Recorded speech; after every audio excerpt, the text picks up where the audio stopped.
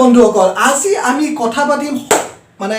আমাৰ অসমৰ প্ৰায়ভাগ 100% ল'ৰা যদি আছে তাৰে 90% ল'ৰাৰে ক্ৰাছ হৈছে আমাৰ অসমৰ মৰমৰ অভিনেত্ৰী আমাৰ অসমৰ মৰমৰ সিঙ্গাৰ দীপলিনা ডেকাৰ ওপৰত মানে আপুনি যদি চাই বৰ্তমান ফেসবুক চাব ইনষ্টাগ্ৰাম চাব সবে সকলোৱে ষ্টৰি দিয়ে যে দীপলিনা ডেকা মোৰ খুব ক্ৰাছ দীপলিনা ডেকা মই খুব ভাল পাওঁ মানে দীপলিনা ডেকাৰ কিছুমানৰ তো ষ্টৰি মই এনেকুৱাও দেখিছোঁ যে দীপলিনা ডেকাৰ প্ৰেমত পৰিছে বহুতো আমাৰ অসমৰ ডেকা ল'ৰা ইয়াৰ মেইন কাৰণ আজি মই ক'বৰ কাৰণে যত্ন কৰিম যে দীপলিনা ডেকাক ইমান ভাল পোৱাৰ মেইন কাৰণটো কি মানে দীপলিনা ডেকাৰ ওপৰত কিনো এনেকুৱা কিনো ইমান আকৰ্ষণীয় গুণ আছে যিবিলাক আকৰ্ষণীয় গুণে সমগ্ৰ অসমৰ ল'ৰাসমূহক সমগ্ৰ অসমৰ ডেকা যুৱকসমূহক আকৰ্ষিত কৰিছে নাম্বাৰ 1 পইণ্ট দীপলিনা ডেকাৰ কি জানেনে মেইন ইজ স্মাইল ঠিক আছে হাঁহিটো ইমান আকৰ্ষণীয় মানে কিছুমানে যে ৱাও ইমান ধুনীয়া হাঁহি মানে ডাইৰেক্ট হাঁহিটো যেতিয়া দীপলিনা ডেকাই হাঁহিটো মাৰে ন হাঁহিটো পুৰা নিভাজ হাঁহি মানে হাঁহিটো একদম অন্তৰ একদম পুৰা ভিতৰৰ পৰা মানে পুৰা হাৰ্টৰ পৰা ওলাই অহা হাঁহি সেইকাৰণে প্ৰায়ভাগ ডেকা ল'ৰাক একদম হাৰ্টত ডাইৰেক্ট এনেকৈ কিক মাৰে দীপলিনা ডেকাৰ এটা হাঁহিয়ে 2 নম্বৰ পইণ্ট দীপলিনা ডেকাৰ আপুনি চাব আমাৰ অসমৰ যিটো সংস্কৃতি দীপলিনা ডেকাৰ প্ৰত্যেকটো গান চাওক আপুনি দীপলিনা ডেকাৰ প্ৰত্যেকটো গানৰ অভিনয় চাওক য'ত আপুনি পাব দীপলিনা ডেকাৰ মানে অসমীয়া সংস্কৃতিৰ প্ৰতি যিটো মৰম অসমীয়া সংস্কৃতিৰ এটা সুন্দৰ নিদৰ্শন আপুনি গানটো যদি দীপলিনা ডেকাই 3 মিনিটৰ বনাইছে 4 মিনিটৰ বনাইছে বা 5 মিনিটৰে বনাইছে তাতে আপুনি মই লিখি দিব পাৰোঁ 2 ছেকেণ্ডৰ কাৰণে হলো 5 ছেকেণ্ডৰ কাৰণে হলো অসমীয়া সংস্কৃতিটো আপুনি দেখা পাব দীপলিনা ডেকাৰ গানত আৰু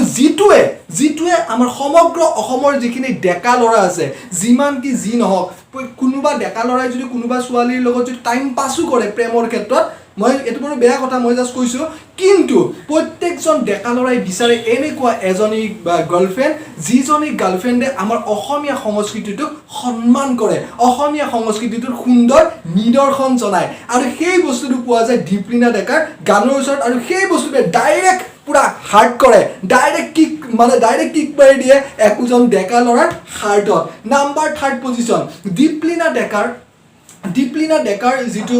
মানে কি ড্ৰেছিং ষ্টাইল ঠিক আছে যিটো ড্ৰেছিং ষ্টাইল দীপলিনা ডেকাৰ যদি ৱেষ্টাৰ্ণ ড্ৰেছো যদি পিন্ধে বা দীপলিনা ডেকাই মানে ধৰক চাদৰ মেখেলাই পিন্ধক বা দীপলিনা ডেকাই শাৰীয়ে পিন্ধক যিকোনো কি নিপিন্ধক কিয় আপুনি দেখিলেই গম পাব আপুনি চালেই গম পাব যে তাত এটা অসমীয়া নাৰীক প্ৰতিনিধিত্ব কৰা কিবা এটা আকৰ্ষণীয় গুণ থাকে তেখেতৰ ড্ৰেছ আপত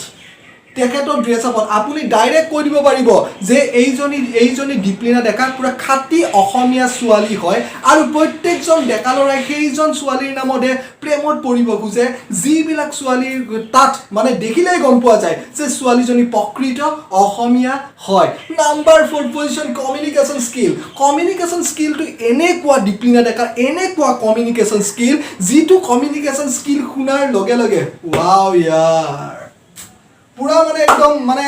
মানে পুৰা গাত লাগি যায় আৰু ইমান ধুনীয়া কৰি কথাবিলাক কয় নহয় ইমান ধুনীয়া কৰি কথাবিলাক কয় মানে মুখৰ যিটো এক্সপ্ৰেছন আপুনি চাব দীপলিনা ডেকাৰ ইনষ্টাগ্ৰামত কিছুমান ৰিলছ ভিডিঅ' কিছুমান বনায় তাত আপোনাৰ মুখৰ যিটো এক্সপ্ৰেছন দিয়ে ঠিক আছে মানে কথাটো সকলোৱে কয় কিন্তু কথাটো কৈ দিয়াৰ পিছত সেই কথাটোৰ ফলত কিমান মানুহ আকৰ্ষণীয় হৈছে বা সেই কথাটো আপুনি ক'লে কৈ দিয়াৰ পিছত কিমান মানুহ তাৰমানে পুৰা দিল পে লাগ গয়া ইয়াৰ কিমান এনেকুৱা আছে গতিকে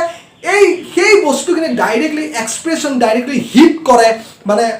আমাৰ যিখিনি অসমৰ ডেকা ল'ৰা আছে ডাইৰেক্টলি হাৰ্টত মানে এক্সপ্ৰেছনটো ছোৱালীৰ মেইন যিটো আকৰ্ষণ থাকে সেই মেইন আকৰ্ষণ থাকে এক্সপ্ৰেছন আপুনি কেনেভাৱে কিমান ধুনীয়াভাৱে কথা কৈ পেলাই আনৰ মনত আপোনাৰ সাজ বহুৱাব পাৰে এইকেইটা হৈছে 4টা পইণ্ট যিকেইটা 4টা পইণ্টৰ কাৰণে দীপলিনা ডেকাই এতিয়া গোটেই আমাৰ সমগ্ৰ অসমৰ 90% ডেকা ল'ৰা এতিয়া বৰ্তমান ক্ৰাছ এইটো মই কোৱা কথা নহয় আপোনালোকে ফেচবুক হওক ইনষ্টাগ্ৰাম হওক তাত আপোনালোকে গৈ পেলাই চাওক আপোনালোকে 100 জন ল'ৰাৰ ষ্টৰিত